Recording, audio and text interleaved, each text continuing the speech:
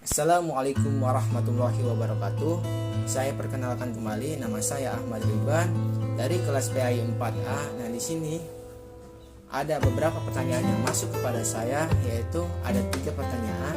Memang saya sengaja membuat Q&A. Nah, di sini saya akan menjawab pertanyaan atau Q&A dari kalian yang sudah masuk kepada saya. Ada sekitar 3 pertanyaan. Nah, di sini saya membuat video ini untuk menjawab pertanyaan dari kalian semua. Nah, tolong kalian simak baik-baik dan juga ini semoga terbantu atau terjawab. Nah, semoga ini bisa menjawab pertanyaan dari kalian. Nah, yang pertama yaitu bagaimana cara sikap kita kalau ikhtiar kita itu tidak sesuai harapan. Nah, di sini ada beberapa jawaban. Saya akan membagikan satu jawaban, ada 2 jawaban. Yang pertama yaitu kita lihat dulu konteksnya itu. Kita misalkan contohkanlah kita dari kecil, supaya gampang kita contohkan, kita dari kecil anak SD, misalkan dia dari kelas SD itu cita-citanya ingin menjadi dokter. Tetapi ketika kita sudah dewasa, kita sesudah SMA malah menjadi pebisnis. Ini sungguh sering terjadi di kalangan manusia atau di antara kita atau di antara kalian. Nah, justru kalian mengharapkan jawaban bagaimana cara sikap kita. Yang pertama yaitu kita lihat dari dalil Al-Quran, karena kita dari agama Islam, kita harus lihat dari kalamnya Allah atau dalilnya Al-Quran.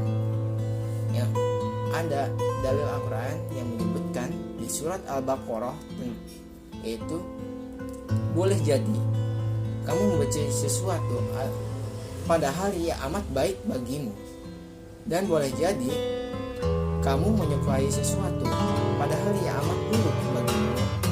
Allah mengetahui sedangkan kamu tidak mengetahui. Nah, di sini sudah jelas ada beberapa poin yang kita bisa ambil. Yang pertama, sesungguhnya Allah itu mengetahui sebelum kita, malah melebihi dari diri kita sendiri. Nah, di sini berarti Allah mengajarkan kita harus senantiasa bersikap tawakal atau bersikap berserah diri setelah apa yang kita ikhtiarkan. Gimana kalau tidak sesuai harapan? Kita ambil hibahnya saja. Misalkan yang dirinya ingin menjadi dokter, mungkin Allah sudah mengetahui itu tidak cocok atau tidak pas lah dengan ukuran kemampuan kita sendiri. Tetapi Allah menempatkan ke yang lebih tepat, ke hal yang lebih baik, yaitu di pebisnis yang saya contohkan tadi. Nah, di sini Allah memerintahkan untuk bertawakal, karena sesungguhnya Allah mengetahui sedang kamu tidak mengetahui. Nah, itu yang pertama. Jawaban yang pertama yaitu kita harus tawakal. Terus yang kedua adalah kita mengenai takdir. Apa itu takdir? Takdir ada dibagi dua, yaitu takdir mu'alaq dan juga takdir mu'alaq, yaitu takdir yang bisa dirubah. Terus yang kedua yaitu takdir mubroh.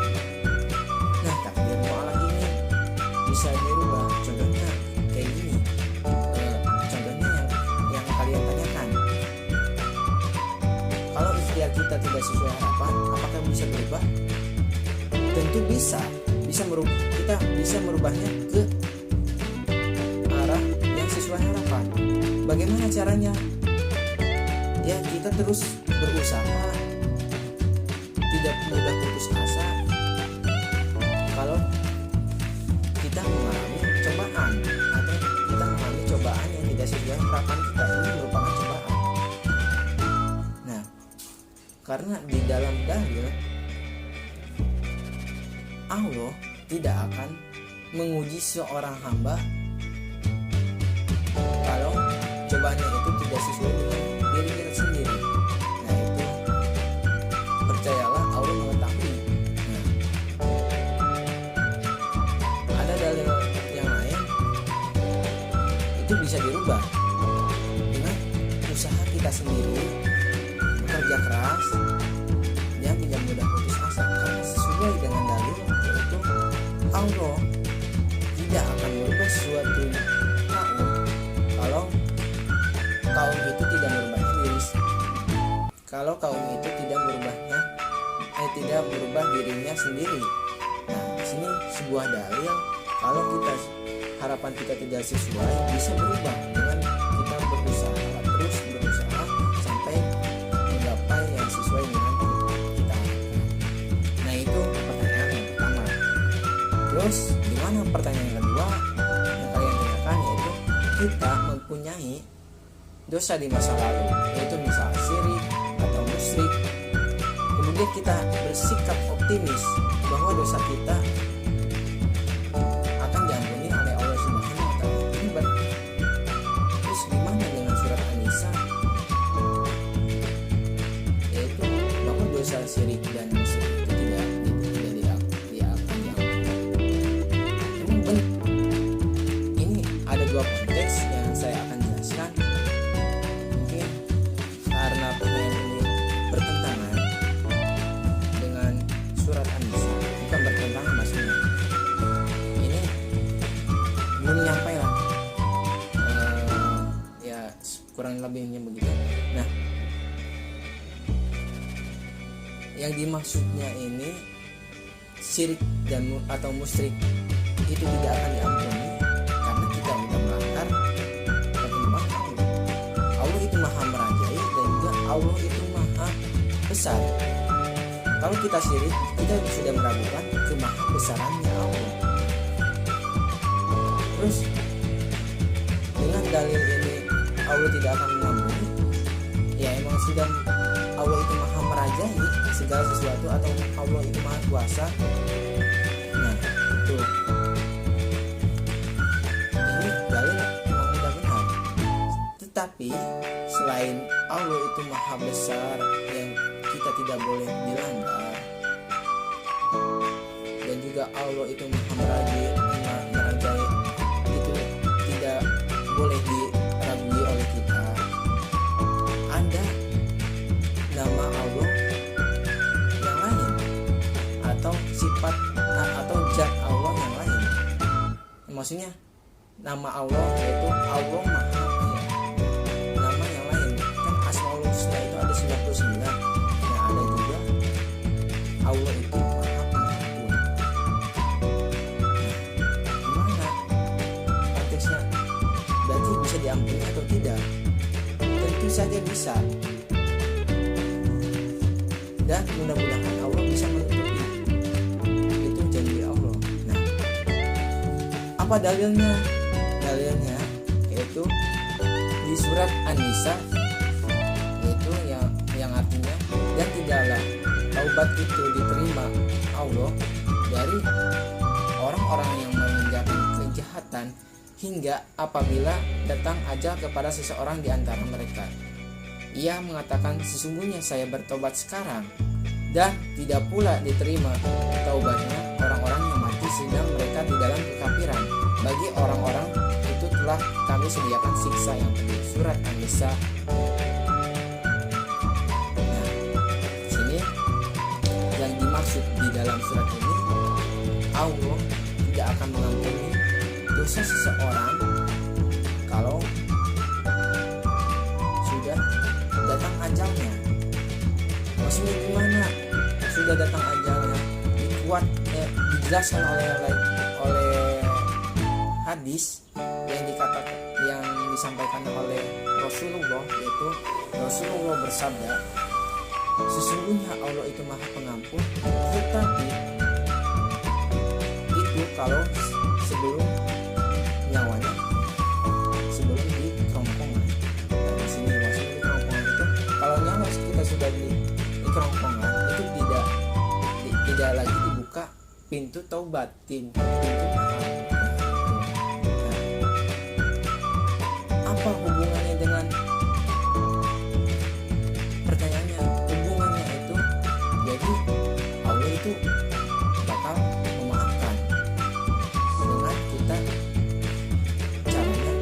taubatan nasuha.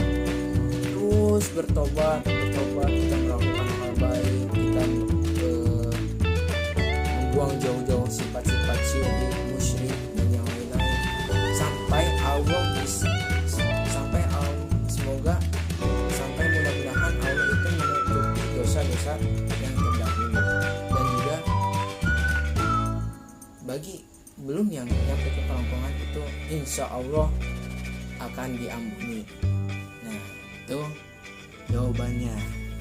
Terus gimana pertanyaan ketiga, tentang bagaimana cara menyikapi kalau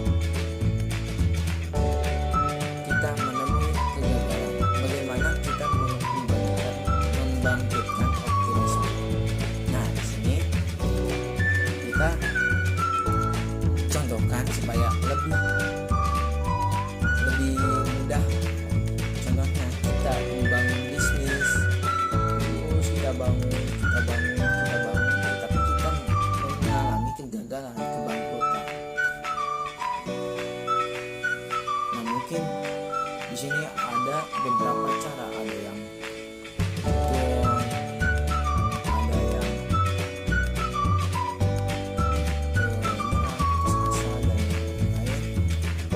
bagaimana kita sebagai agama Islam yang sesuai dengan Al-Quran dan Hadis. Yuk kita buka sama-sama. Yang pertama, kita harus mengetahui kita sebagai umat Muslim adanya iman yang keenam. Apa itu iman yang keenam? Yaitu beriman kepada qada dan qadar. Qada itu ketetapan atau takdir. Kalau qadar itu realisasi Allah tentang qada itu. Kodo itu takdir itu dibagi dua, takdir mu'alaq dan takdir mungkin. Nah, takdir mu'alaq itu takdir yang bisa dirubah. Contohnya kita mengalami kegagalan dalam kita berusaha dan juga yang lainnya. Takdir mu'alaq. Takdir mukbro itu bagaimana? Apa saja?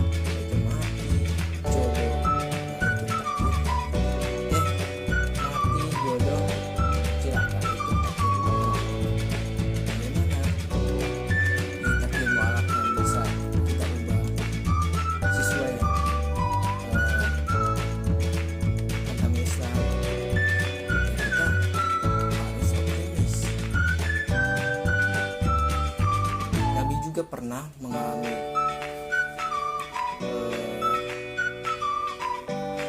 kegalauan yang dahsyat dan Allah menurunkan ayat inna ma'al usri yusra. Nah, ini sebuah kabar gembira dari Allah, kan di segala setiap kesulitan pasti akan ada kemudahan. Nah, di sinilah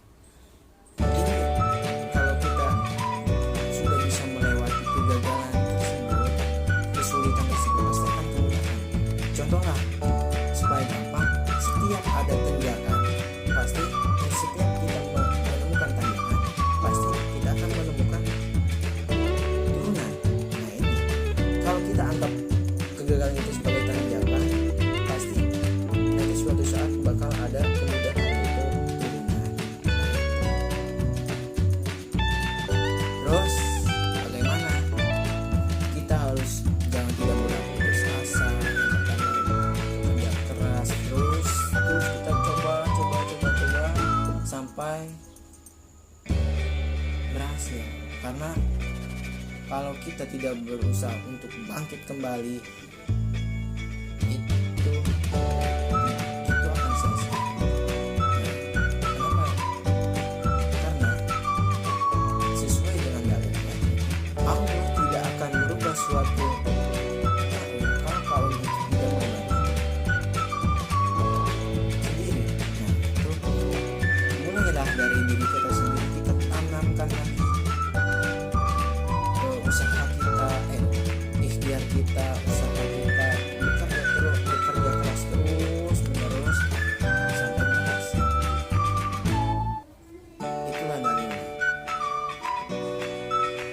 sebuah pepatah Arab yang supaya kita bisa bangkit lagi optimisme, yaitu ini sangat luar biasa pepatahnya, yaitu yang berbunyi man jadda wajad, siapa yang bersungguh-sungguh pasti akan berhasil.